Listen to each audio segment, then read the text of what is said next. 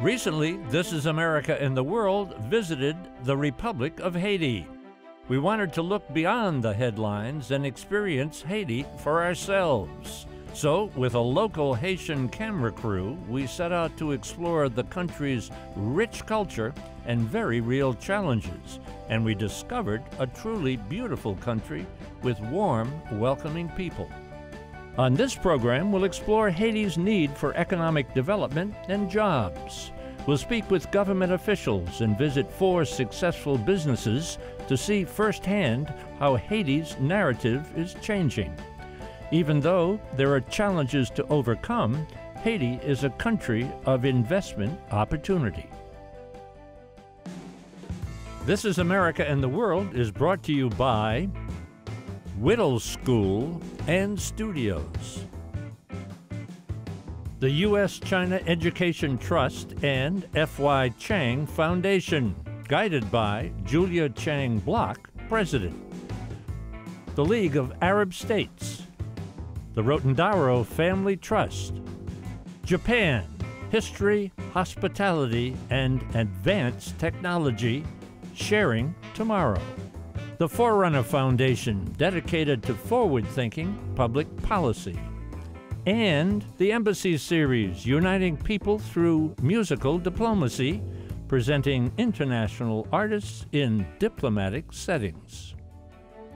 In Haiti's capital of Port-au-Prince, I spoke with the governor of the Bank of the Republic of Haiti to understand the country's economic reality and potential. What do you think the perception of the economy of Haiti is from the outside looking in? What do you think that perception is? The perception of Haiti is like it's a perception that a poor country, but what they don't see really, it's a poor country, of course, but it's a country with a lot of opportunities. Mm-hmm. And opportunities were opportunities in terms of agriculture. Agriculture, I would say that the land in Haiti is almost 100% organic. Mm-hmm. So this is what we are looking for really in Haiti. We are looking for opportunities. We are looking for space in the world market. Mm-hmm. I can say, for example, for the apparel industry, the textile industry, we had something like the Hope Law, which allows goods from Haiti to go to be exported to the United States free of taxes. Mm-hmm. We would like to have more of those mechanisms in place, mm-hmm, so that investors can come to Haiti and invest and be able to produce not only for Haiti but for export. Mm. And this, I think, is a better way to help Haiti than sending money to help Haiti. So what the central bank is doing right now is to encourage local investors as well as international investors to invest. What would you say would be the banner headline of the central bank to encourage economic growth? Well, the banner headline would be that, like we were saying that last week in a forum, that we encourage people to go into agriculture. Mm-hmm. Okay.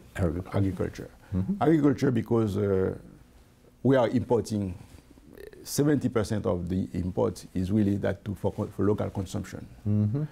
Goods that we can produce that we are buying from outside. Mm-hmm. So, and the value chain is really high because that not only you can produce the goods, but you can do, en fait, transform those goods, okay, for local consumption, mm-hmm, and go into agribusiness and so on. So you have all the local chain. Okay. Every Haitian is looking for a job right now, so that we have a labor force which is huge, but they don't have enough work. Repeat that last sentence again, because that's intriguing. Is it everybody's looking for work? Everybody, every single Haitian is looking for work. Okay. And this can explain why everybody is taking those risks on their life to go outside. And what the government is doing right now is, for many years, okay, we had nodes, so that means products can be produced somewhere in Jeremy, but there's no way you can get them to the place for consumption. Infrastructure. That's right, infrastructure. So he's looking at an infrastructure in terms of roads, infrastructure in terms of agriculture, and so you have to prepare those infrastructure, put them in place so that investors can come and invest into agriculture and so on. We're not looking for aid money. We're looking for investors to come. So we're looking for partnership, really, okay? So, because in a partnership is a win-win situation. And also, while doing that, they can do also, they're helping Haiti while they are making money. It's what we're asking for.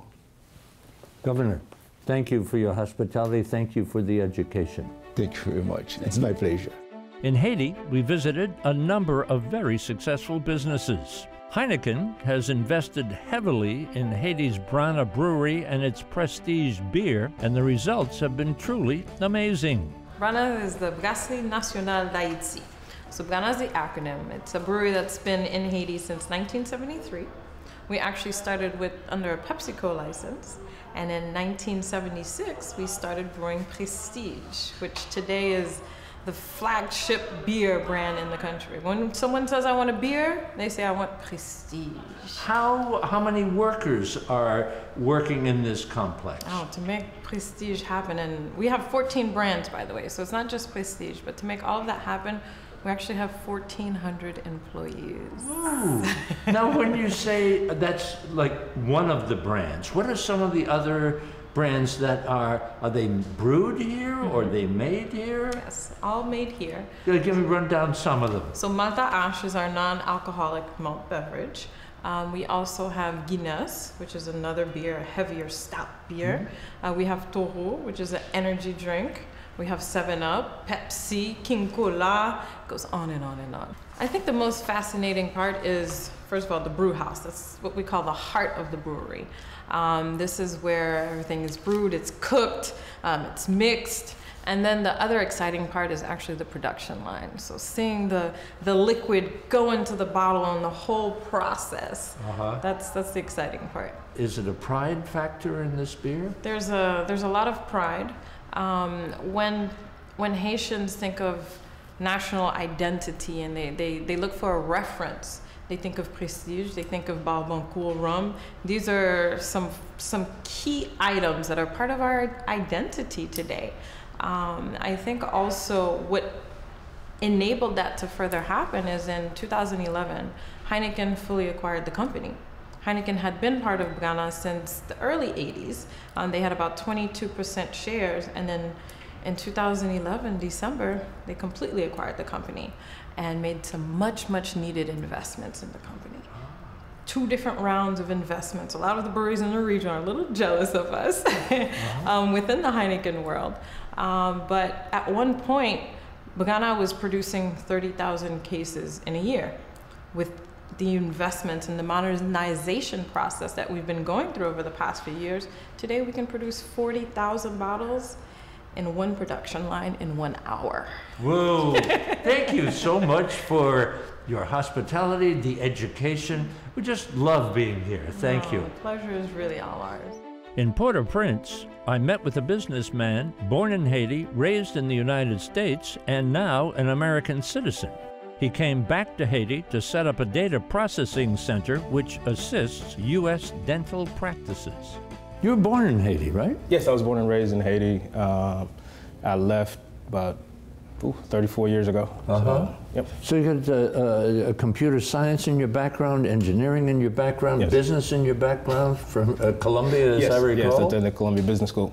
So, so you make this circuit, and all of a sudden you're back in Haiti.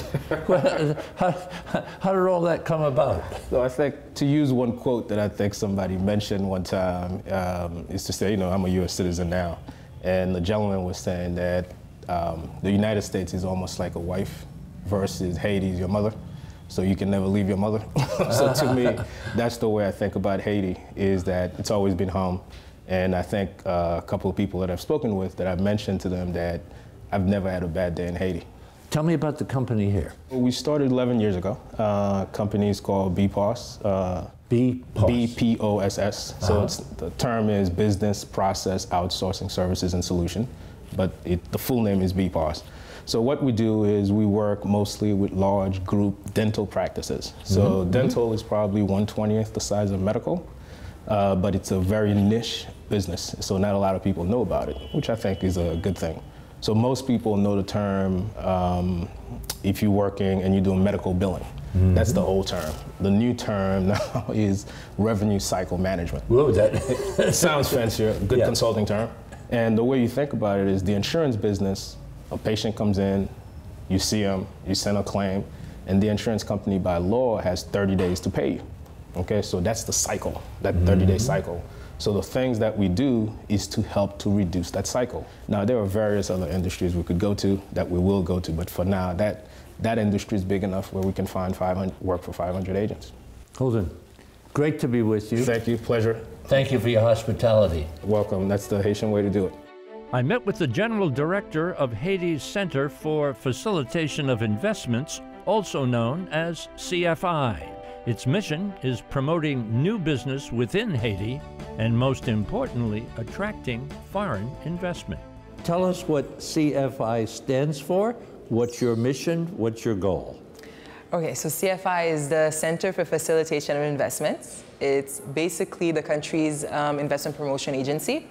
And so our job is basically to promote opportunities, investments in Haiti, attract foreign direct investments, and also try to encourage the private sector in developing themselves. Your job is really to sell Haiti for potential or to potential investors, huh? How do you go about that? To go about it is, we have different tactics, different strategies. One of them is obviously to represent Haiti in trade fairs in the key sectors that the government has identified as being a drive for the economic force of this country. So tourism, agriculture, textile and apparel, BPO, and renewable energy is definitely the sectors that we want to push. So you said mention 5, BPO meaning? Business process outsourcing. Oh, okay, okay. So we have 5 areas the government is interested in. So you mentioned trade fairs, if you want. Exactly. Okay. So trade fairs. We also recently started launching campaigns for what we called lead generations, where we actually tried to target more specifically what companies could be interested into coming here. So they say, okay, Haiti reached out to us. What is their image of Haiti, even entertaining the idea of coming here? The first thing is they would probably think of Haiti as a country that's always been on the radar, but with a different perspective. Haiti's been hit with a lot of natural disasters. Haiti has had political instability. But all of these things are things that are changing. I mean, obviously you can't predict when the next natural disaster will come.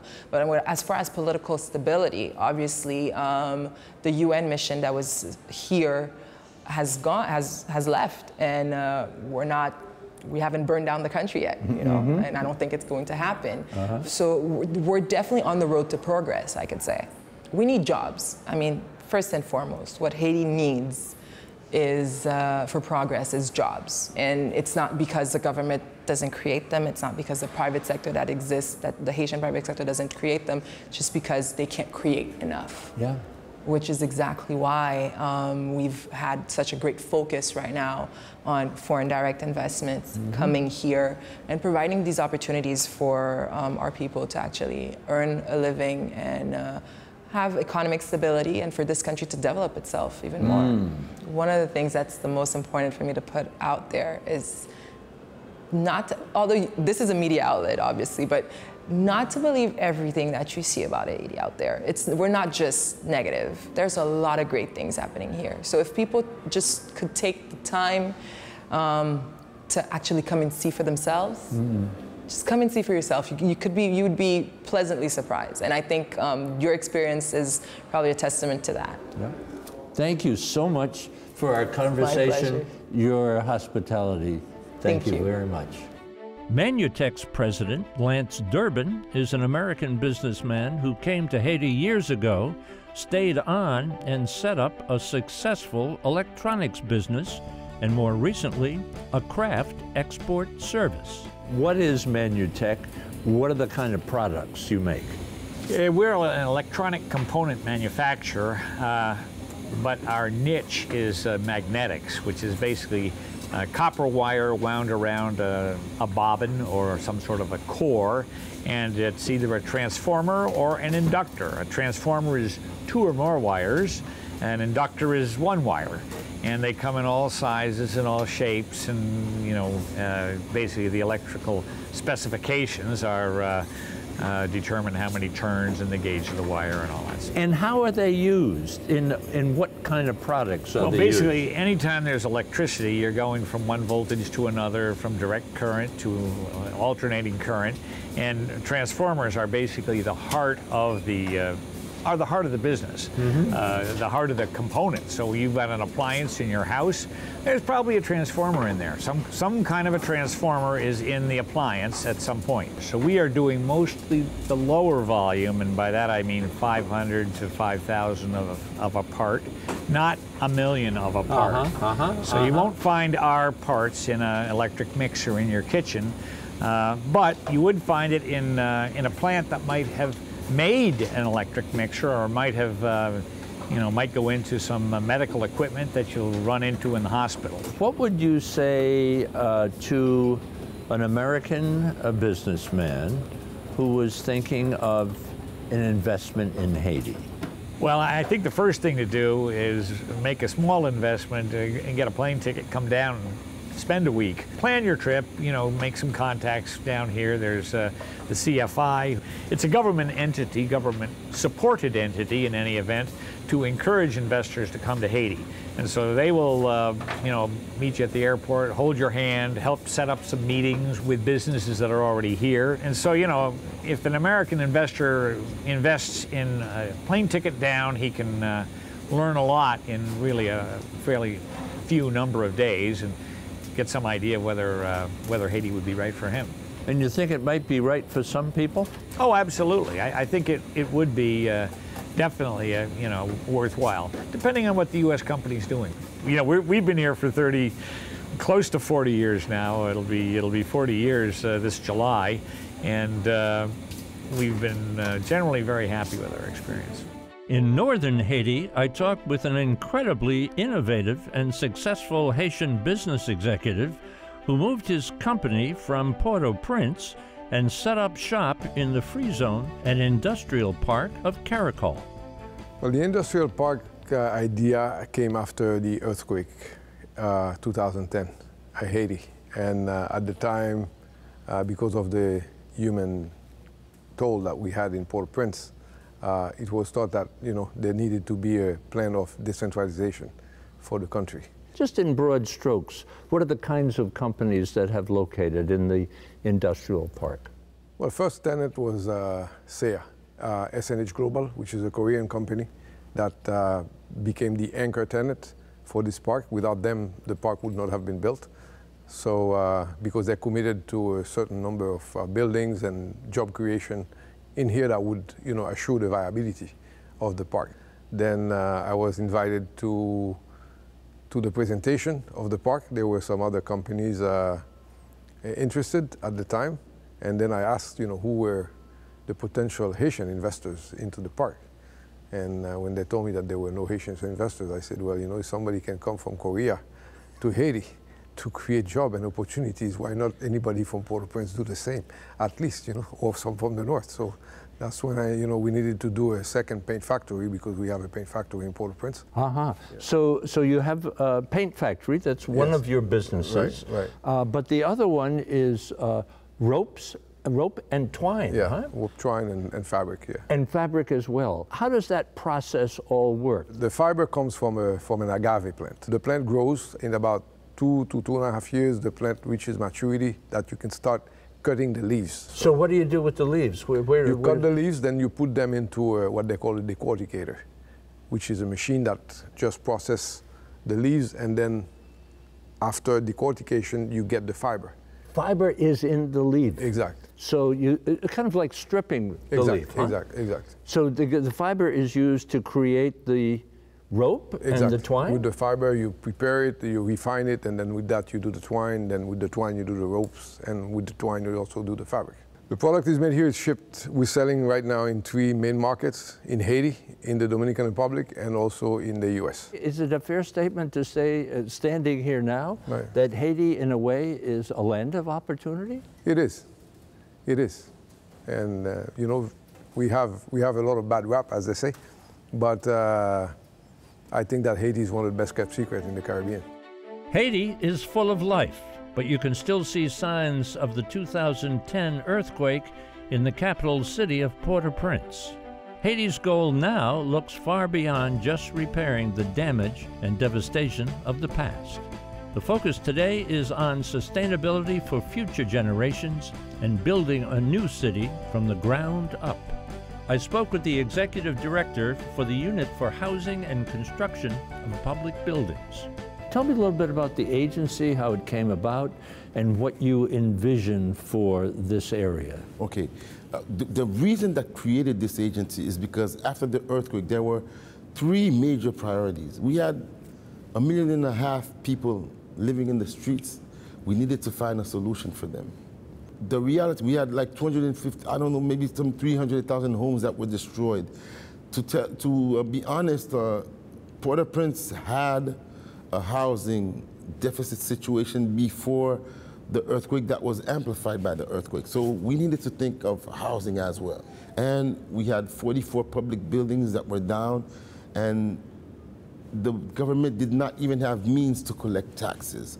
So, and when we looked at the panorama of government institutions, there were no government institutions that were looking into housing, that were looking into, because all those people living in the streets, they came from neighborhoods that were completely destroyed. We did not have an agency that was looking at urban problems. And also, well, the government was working, and they had what we call the Palace of Ministries right there next to the palace. And in 30 seconds, the government has nowhere to serve people. They don't have any offices to host ministries, ministers, and services functions. So those 3 elements, and that's how we created UCIBP, which is the agency for housing, which is a big problem, and reconstruction of public buildings. We're talking about government buildings destroyed, housing for the general population, and also the infrastructure of the capital city of the country, huh? Exactly. Destroyed. Completely. When you look at the blueprint of the master plan, what buildings have been completed, what's underway, what's still a dream? Okay, we have, I could say, a good half a dozen of buildings that are finished. We have another half a dozen that are already studied and waiting to be constructed. And we also have 3 very important buildings that are coming in a near future. And it's the 3 symbols of governance.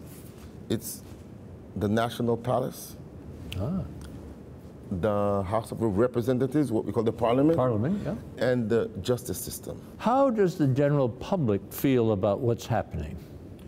They feel a lot of pride with the reconstruction, particularly the government reconstruction initiative. They feel a lot of pride. Also, we have some housing in very precarious neighborhoods, and where we practically shifted these people's lives around. You know, people that were living in 1-story, 18 square meters, now they have 45 to 50 square meters. They have separated rooms for the parents and the kids. They have flush toilets and things that are very basic, but that people did not have access. And this is exactly what we're doing, is that we are raising the minimum standards. Rebuilding is an opportunity to bring Haiti to the level where it should be, actually. Are you satisfied with the progress of where we are right now? Me, in my position, I do not have the right to be satisfied. Okay. Not until we're finished. And I suppose that a lot of us won't be active in this in the next 15 to 20 years, but we're working. And not being satisfied is what we use to keep it going. We have to keep it going. To push, push, push, push, push, push. Thank you so much. Thanks to you. Thanks for having us. Thank you. We appreciate it.